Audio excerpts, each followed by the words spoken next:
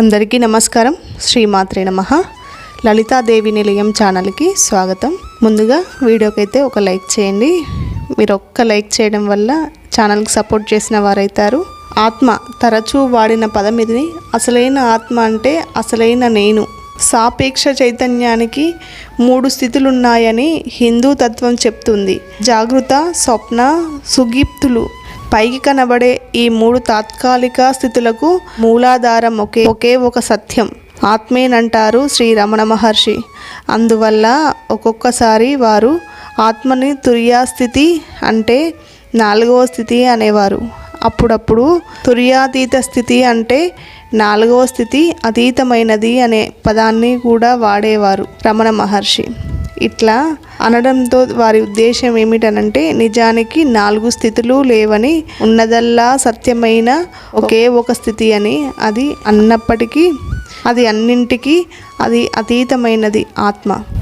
ఇతర పదాలు ఆత్మకి వేరే 3 పదాలు గమనార్థం. ఆత్మే వ్యక్తికి నిజమైన సంస్థితి అనేవారు శ్రీ రమణ మహర్షి.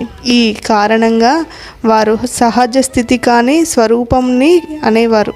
సహజ స్థితి అంటే సహజంగా ఉండే స్థితి, స్వరూపం అంటే అసలైన రూపం అనే తత్వం అని అర్థం. ఒక్కొక్కసారి వారు మౌన అనే పదాన్ని కూడా ఉపయోగించేవారు.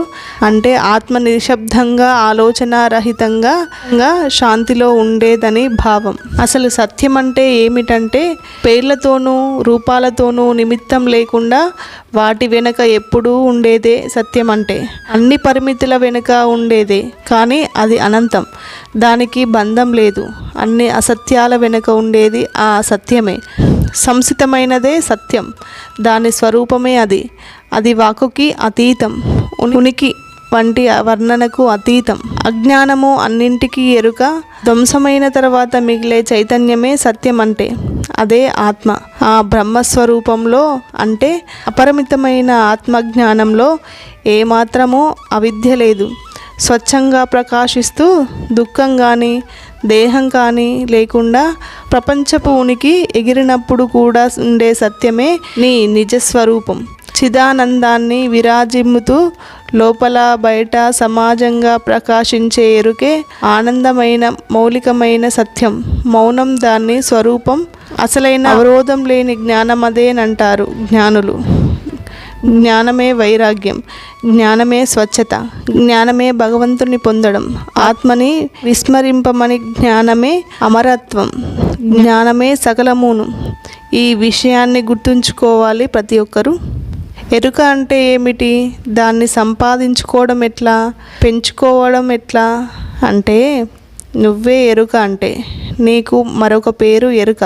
నీవే ఎరుకవు కనుక దానిని సంపాదించుకోవలసిన అవసరం కానీ పెంచుకోవలసిన అవసరం కానీ లేదు. ఇతరుల విషయాల గురించి అంటే అనాత్మమైన వాటిని ఎరుకను వీడాలి.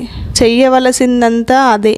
వాటి గురించి ఎరుక విడనాడితే మిగిలేది స్వచ్ఛమైన ఎరుకే. అదే ఆత్మ అంటే.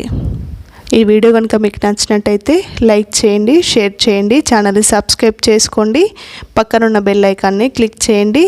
మరిన్ని వీడియోల కోసం please watch it my channel.